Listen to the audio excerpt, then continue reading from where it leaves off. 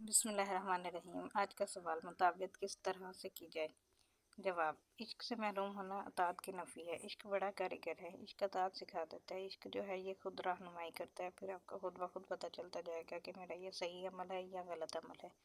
हम रहनुमाई में जा रहे हैं और जब इश्क ठंडा होना शुरू हो जाए तो समझो कि गलती हो गई। बाकी दिन तो आपने सीखा हुआ है। आपका पता है कि ये इबादत है, ये अदब है, ये अल्लाह है, ये फरिश्ते हैं, ये हज है, ये रोज़ा है, ये ज़कात है। तो ये सब ठीक है। सारे अमाल का आपको पता है और मालूम है। जब आपको इश्क की बात समझ आ गई तो इन पर अमल करना सही तौर पर समझ आ जाएगा। तो इश्क जो है वो रहनुमाई करता चला जाएगा। इस तरह आप गुमराह नहीं होंगे। गुमराह कैसे होना है, और खुदा तो बन नहीं सकते। आपके सामने कोई पैगंबर बने तो उसे काफिर कह देना, तो और पैगंबर भी नहीं बन सकता। औलिया कराम में बनना भी बहुत मुश्किल है, क्योंकि ये बहुत बड़ी जिम्मेदारी होती है। अगर आप अच्छे मुरीद बन जाएं तो ये बड़ी बात है। इसलिए आप गुमराह नहीं हो सकते। आप कोई बड़े अज़ाइम नहीं रखते। हुकूमत के खिलाफ भी उठ नहीं सकते। हालात का पता नहीं चलता, बंदा ही गायब हो जाता है। समझ नहीं आती कि क्या होता है। ऐसा वक्त भी नहीं आया कि आप हंगामे करें, इसलिए आप कुछ भी नहीं कर सकते। सिर्फ अल्लाह अल्लाह कर सकते हैं। आपने क्या करना है, आपकी ज़िंदगी बहुत आसान है। पैदाइशी अल्लाह वाले लोग हैं, डरे हुए लोग हैं, सहमे हुए लोग हैं। सहमा हुआ आदमी तो वैसे ही अल्लाह वाला हो जाता है। आपने क्या गुमराह होना है, आपको गुमराही का मौका ही नहीं है।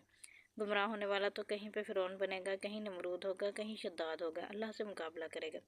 तो आप डरे हुए सहमे हुए गरीब लोग हैं। आप क्या करेंगे। कभी आपका दोस्त नाराज़ हो जाता है, कभी हालात कमज़ोर हो जाते हैं, कभी ख्वाहिश बढ़ जाती है, कभी पैसा घट जाता है।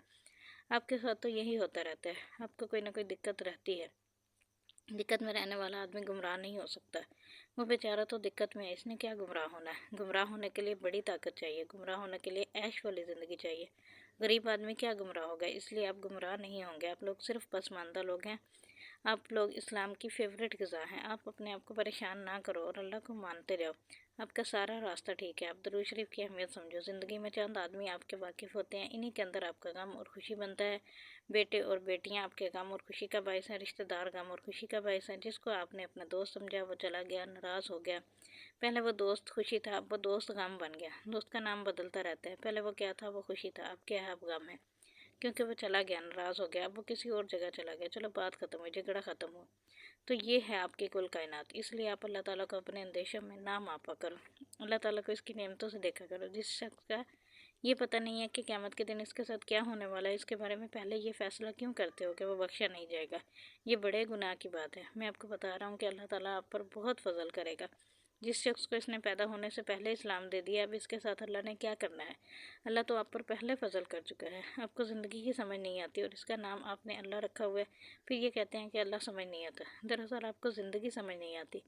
आपकी गरीब ज़िंदगी है, परेशान ज़िंदगी है, तो अपनी ज़िंदगी की इस्लाह करो। अल्लाह तो आपके तजर्बे में नहीं आया, तो इसने आपको कहाँ परेशान करना है। दरअसल ज़िंदगी आपके तजर्बे में नहीं आ रही, ज़िंदगी की समझ नहीं आ रही। ज़िंदगी की मैं ये बात बता रहा हूँ कि ख्वाहिश को कम कर दो तो हासिल जो है वो एडजस्ट हो जाएगा। ज़्यादा फैलने की कोशिश ना करो, मुंतशिर हो जाओगे। इसमें आराम आराम से चलो, अपनी इस्तेदाद बढ़ा दो ताकि आपको आपके अमल की तौफीक मिल जाए।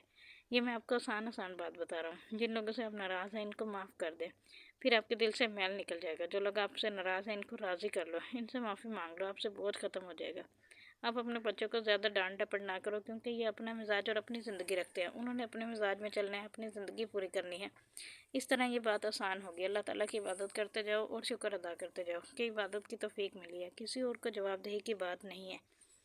इस्लाम के बारे में कभी पब्लिक में डिस्कशन ना करो कि इस्लाम क्या है। इस्लाम आपका अपना नाम है। इस्लाम मुसलमानों का नाम है, मुसलमानों के गिरोह का नाम है, मुसलमानों के अमल का नाम है। आप मुतफ़िक़ा तौर पर कोई अमल करें तो ये इस्लामी अमल होगा।